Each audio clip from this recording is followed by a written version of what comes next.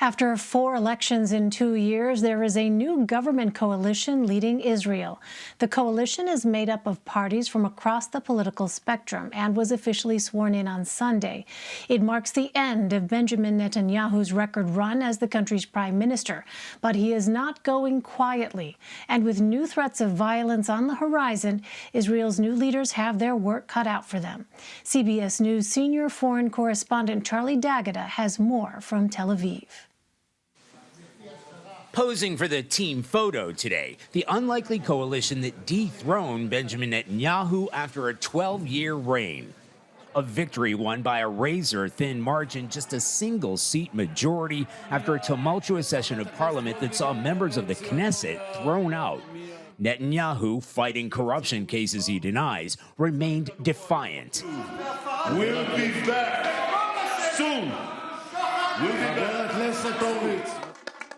In his first opposition meeting today, he doubled down, vowing to overthrow the government. He was pushed out of power by a protege, Naftali Bennett, who called for reconciliation amid the heckling and jeers. Celebrations broke out the moment the vote was announced, but perilous times are ahead. The new government faces its first test tomorrow when a right-wing march goes ahead in East Jerusalem. Palestinians are organizing a counter-protest, and Hamas militants have called for a day of rage.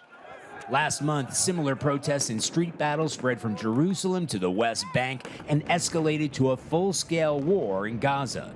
The Israeli military has raised the alert level and deployed Iron Dome defense batteries ahead of the march. Hamas already threatened to attack if that march went ahead. The last time right-wing demonstrators tried to march last month, Hamas fired rockets toward Jerusalem, setting off that 11-day conflict in Gaza. Elaine? Charli D'Agata, thank you. For more, I'm joined by Dov Waxman. He's the Rosalinde and Arthur Gilbert Foundation Chair in Israel Studies at the University of California, Los Angeles, and Director of the UCLA Y&S Nazarian Center for Israel Studies. Dov, welcome. Thank you very much for being with us. This is the first time in 12 years someone other than Benjamin Netanyahu is sitting in the Prime Minister's office. How significant is this for Israeli politics?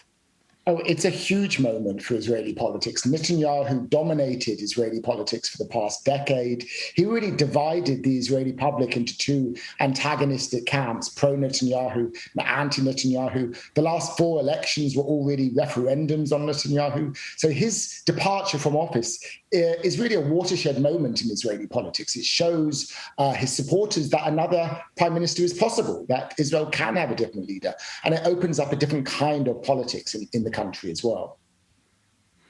So given all that, will Netanyahu still have some influence on Israeli politics, and if so, how much? Absolutely. He's not going away. He's not entering retirement or disappearing off the political scene. He remains the leader of the Likud, which is still the largest party in Israel's parliament. He's the leader of the opposition, and he's determined to come back. He'll do everything in his power to stay in the national limelight and to do as much as he can to undermine and to ultimately torpedo this new government. So he's still going to be around. For him, remaining in as leader of the Likud and hopefully returning to the Prime Minister's office is essential because he's, of course, facing trial over these corruption charges. And he believes that being Prime Minister is his best opportunity to defeat those corruption charges. You know, it's pretty remarkable to see how different on the ideological spectrum these various groups are within this new government. Dov, how fragile is this new government coalition, and what does it mean for domestic Israeli politics, given that it is made up of 8 different parties? Well, it really is an extremely ideologically diverse coalition. I mean, the members of this government really agree on very, very little. They're simply really what they agreed upon was getting rid of Netanyahu and keeping him out of power. And keeping him out will be the glue that holds the government together. But I don't think they're going to be able to get very much done because there are so many differences and because the principle on which this government is formed was that there must be consensus among its members on any major policy decision. situation. I don't see any prospect for there to be a consensus on most of the issues facing Israel, certainly when it comes to the Palestinian issue, which is particularly a divisive one among the members of this new government. So I think staying in power, trying to tamp down some of the divisiveness that Netanyahu has stoked, projecting more unity, the government can do all of those things, but I don't think it's going to make any major policy changes or introduce any major pieces of legislation. So if that is the case, then, Dov, will the government essentially continue Netanyahu's policies toward Palestinians? I expect so. There are certainly members of the government, the more left-leaning members of the government, who would like to change Netanyahu's policies. But because of this essential mutual veto that each side, the right and the left, have, I think that maintaining the status quo with regards to the Palestinians will be its main interest, trying to avoid doing anything really to inflame the situation and trying to maintain as much continuity as possible. But of course, there's always the possibility for a eruption of violence, for an escalation of violence, for another crisis. So I think it's going to be difficult for this government to avoid dealing with the Palestinian issue, much as it would like to. Well, how will this change in leadership affect relations with the United States, do you think? I think on that front, there will be an improvement, if only because Netanyahu is not at the helm.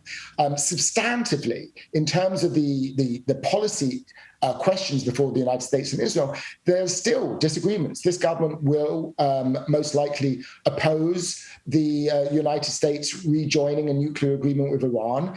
And this government is not going to support the kinds of measures that the Biden administration want to push through with regards to the Palestinian issue. Some substantive policy areas, there's still going to be disagreements. But I think those disagreements are more likely to be voiced privately behind closed doors, as the Biden administration would prefer. And I think particularly for Democrats in Congress, simply having another Israeli leader will improve their perception of Israel and will make for a less turbulent, less politicized and less partisan US-Israel relationship. All right, Dov Waxman. Dov, thank you very much for joining us.